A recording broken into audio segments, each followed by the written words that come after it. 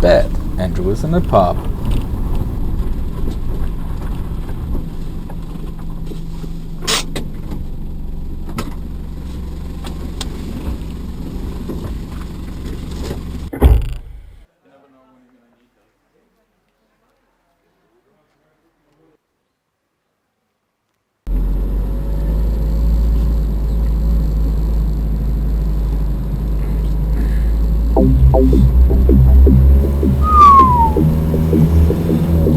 Oh yeah, we are definitely in the right place.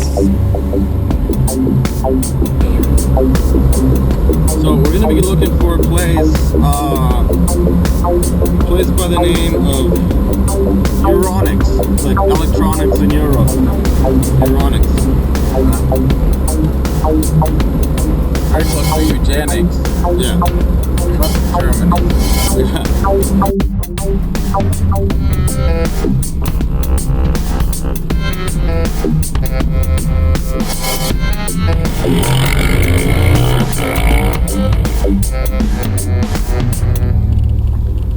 I guess it's time for the introduction.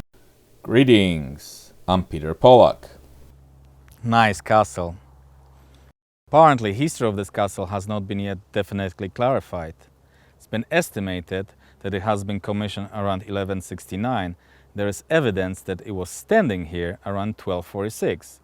This makes it 766 years old, give or take.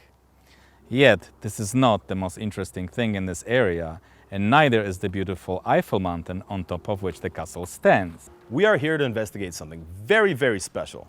One might say that this wonderful structure loops the mountain and castle like a colossal ring. The name of the castle is thought to derive from the words Mons Nor, which means black hill because the volcanic basalt used to build the castle exhibits an unusually dark color. The German word for castle is Burg. This is Nurburgring Castle, and the racetrack built around it is the Nurburgring. The Nurburgring was called Green Hell by Jackie Stewart, one of the great racing drivers, and it's widely considered to be one of the most demanding, purpose-built racing tracks in the world. The most fascinating thing is that despite being one of the most dangerous tracks in the world, the northern part of the track, called the Nordschleife, has remained a one-way public toll road for nearly 80 years. The track is closed off for testing purposes, training lessons, and racing events. Since its opening in 1927, the track has been used by the public for the so-called Touristenfahrten, or tourist ride, for anyone with a road-legal car, motorcycle, as well as buses, motorhomes, and cars with trailers. It's open mainly on Sundays, but also many Saturdays, as well as weekday evenings. You show up here at the parking lot. You buy a ticket, go to the gate, insert your ticket, and off you go. If you don't have your car, or if you want a faster one, you can rent one from many rental places around Nurburgring, specialized in renting race cars, regular cars of any type, for anyone willing to pay the price. So why thousands of drivers come here year after year for the last 80 years, knowing that they might experience financial or physical harm or they might even die. Why do they spend all the hard-earned money on one more lap, one more fix, just to come back as soon as they can? Why hundreds of thousands of spectators come here just to watch? Why the addiction? Why the obsession? Over several episodes, I'm going to look for the answer. Where should I start? How about asking around? Adrian, where are you from, Adrian? So I was born in England, but at the moment I live in Oregon, northwest of USA. Okay. And so what brings you to the Nurburgring? I've just wanted to come here for ages. I watched Top Gear. That was probably the first time I saw it. I played lots of racing video games. I just know that it's the best test track everywhere. Everyone who's anyone goes here if they like cars. So I had to come here once. Very cool, very cool. So what did you drive today, and what's your experience like? What do you think? So the first car I've driven is the Renault Cup Clio. And I mean, it was just awesome. It's really fucking scary, if I'm honest. It was my first time out. I've never really done any track work, and you've got these really, really properly fast cars coming up behind you. It's very unpredictable, and it's nerve-wracking, really. Yeah, I understand what you're saying. I kind of took the Clio out the other day as well, and having played video games all my life, one of the reasons that I came here was because of Need for Speed and Gran Turismo. It doesn't give it justice, man. You don't get the G-forces, you don't get the elevation, the blind corners constantly, and danger. I mean, you know what I'm saying. So what else are you going to be driving? So later I'll be driving the Megane 265, and I'm really excited for that, just to see what a little bit more power is like. But it's going to be interesting because the Clio was really enough, and now I'm going to have something more powerful and a little more capable. So we'll see what I can do with that.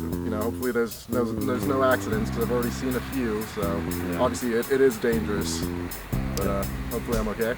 What about you were also mentioning to me off camera about the Exige that you might be driving tomorrow? Yeah, so tomorrow I'll be driving the Exige, and I'm a little worried because I've heard there's going to be some rain, and I've heard that if it's dry there's 100% grip, but if it's wet you got 30% grip. So we'll see what that's like driving a rear-wheel drive car around an oily track, and I don't have enough experience, but hopefully it goes well. Yeah, man. We had a really good conversation there earlier about the whole culture. I told you how I'm coming here to do a documentary not just on the racetrack itself, but also the car culture. What do you feel about the car culture in Nurburgring? I just think it's awesome. Compared to where I'm from, there's nothing like this. This is just one place where everyone who likes cars can come here.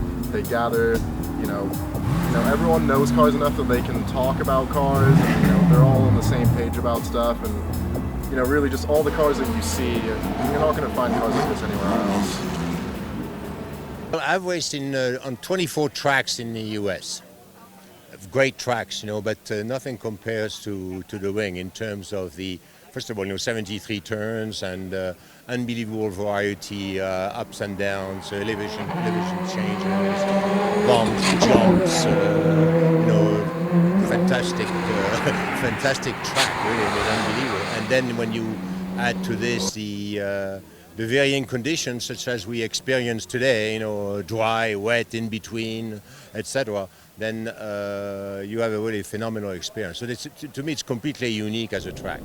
That's why I'm here. That's why I fly in from the US to be here. The other part about the Nürburgring is the whole history. I know a little of the history of auto racing, just a little.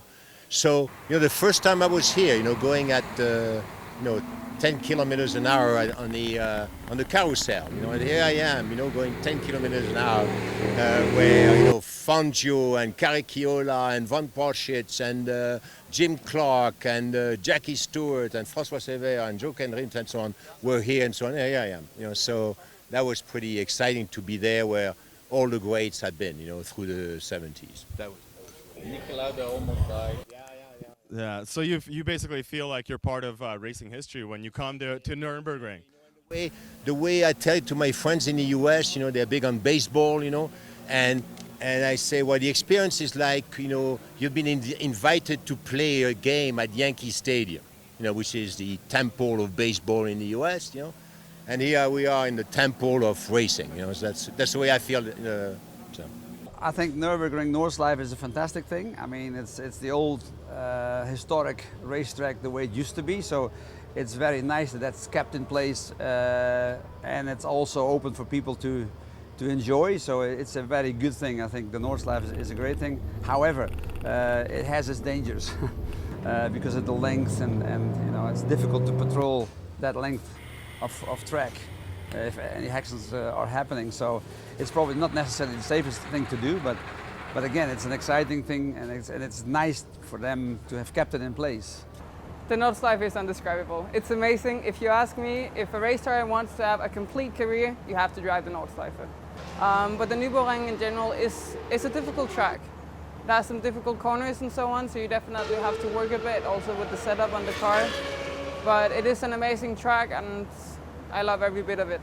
What do you like to drive other than a Porsche? I mean, do you have a personal car that you take on the Nordschleife? No, I'm actually a bit afraid to do that, to be honest. I love my racing cars. I do racing when I'm on track. When I drive in a road car on the normal streets, I sometimes go a bit fast, yes, but it is not a race. When you look at sports cars, where first they were tested everywhere in the world, and what was tested, it's how quick they could go from 0 to 60 miles an hour and maybe back to 0, and how many suitcases you could stuff in the booth. Now, the whole sports car development is based upon the benchmark Nurburgring. So how quick can they go around the ring? And of course, everybody who buys a GT3 in America wants to come and visit the place where his car was developed. And that's for everybody. That is for Aston Martin, for Jaguar, for Porsche, for Mercedes, all the brands. So that made it that famous as well. Then there's of course the crazy tourist driving, where everybody can buy a ticket and have a go. And it's simply, even without all these things, it's the only track in the world which is from the 20s, which is still in existence, and they didn't change a single thing. They changed a few single things, but it is still got the same feel and the same tension as it must have had back then in the 20s. It's 21 kilometers long, and these crazy Germans built this track back in the 20s, and for the most part it's remained unchanged from the actual tarmac that you're going to be driving on and the layout that it is. What really makes it famous is that they purposely built it to be challenging for both man and machine. So they put together a sequence of complex corners, and that is so that they want to know, who are the best drivers, and that's why drivers from around the world want to come here and put their skills against the ultimate track. Now, because it was designed in the 20s and not much has happened, it doesn't have the modern safety features of a Formula 1 track. So you have very little runoff, which means you have on average 8 meters of tarmac, you have a rumble strip in some cases, and then maybe 2 to 3 meters of grass and a barrier. On a modern Formula 1 track, it's big, wide tarmac, a rumble strip, more tarmac, a kitty litter, some tires as a barrier, and then a wall. Here, you touch the grass, you hit the wall. So you can't really afford to make mistakes, and then 80% of the track is blind. So almost every corner that you turn into, there are barriers on either side going wrong, and you have no clue what is on the other side.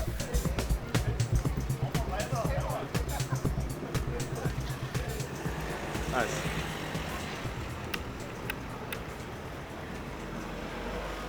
In the next episode, I'll take you for a ride.